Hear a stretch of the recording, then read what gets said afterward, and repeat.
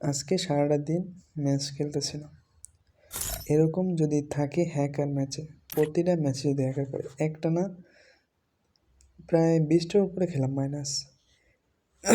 মানে গেইনার সব কিছু চোখে বাজে, এইগুলো চোখে বাজে না।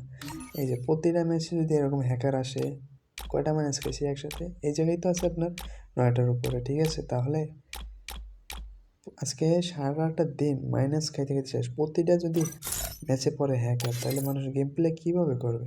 প্রতিটা ম্যাচে হ্যাকার।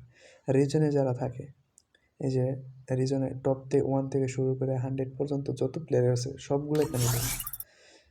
মানে প্যানেল ইউজার যে জায়গা থেকে শুধু প্যানেল ইউজার।